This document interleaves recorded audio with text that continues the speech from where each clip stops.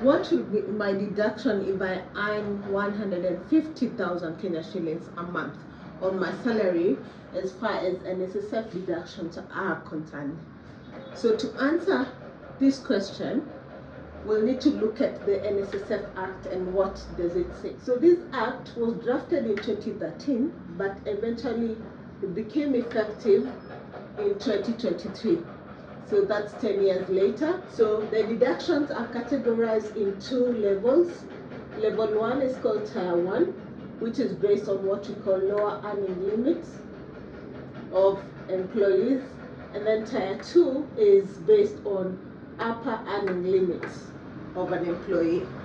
So based on this, lower earning limit for 2023 was 6,000, 2024 7,000, 2025 8,000, 2026 9,000.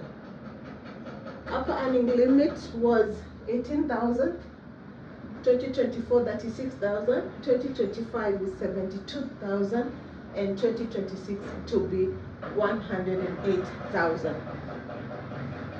So how much will your deductions be? 6% of the employee's basic salary plus 6% employer. So what this means is that the employer matches the contribution that the employee makes. So for example, employee salary in 2025, assuming that you earn 8,000 shillings. So your contribution will be 6% of 8,000 plus employer's match. So this will be 480 plus employer's match of 480. So your monthly deductions to NSSF is 960,000, which is contributed every single month and sent out to NSSF. Now let's assume now in the case of our follower, she earns 150,000. So how will that look like? So in example 2, we now look at Tier 1 and Tier 2. So if the employee earns more than the lower earning limits, we will first deduct the Tier 1, which is 960 as per the calculation based on 8,000. And then Tier 2 would be the difference between upper earning limit and lower earning limit, which would be in this case 64,000. Remember, we are using this particular upper earning limit as per 2025. So it will be 64,000.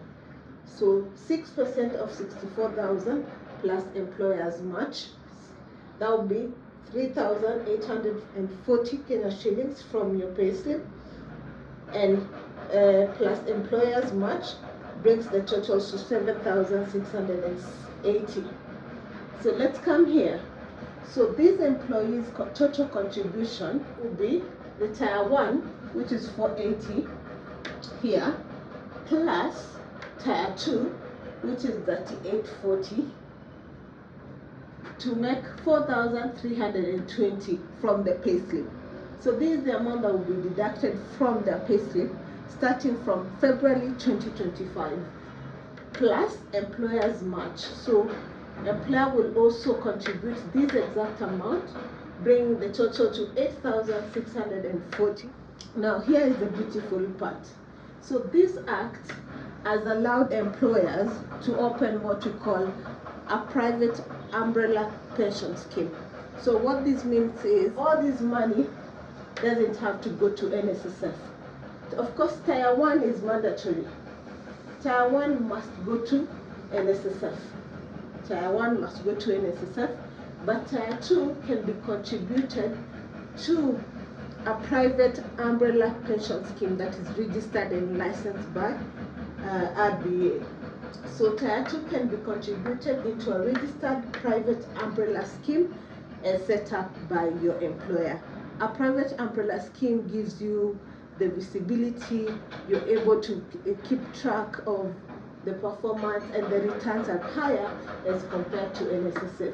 So if you're an employee or an employer and you've already started these deductions, I would advise, if you have Tier 2, let this go to a private umbrella scheme, which we can advise you on. We work with different partners We know how they perform over the last 10 years, and we can advise you on the best scheme that you can set up for you, for your staff. So let's engage. Let me know if you have any questions, any follow-up questions, concerns, or comments. Leave them in the comment section, and let's keep engaging. See you in the next one. Bye-bye.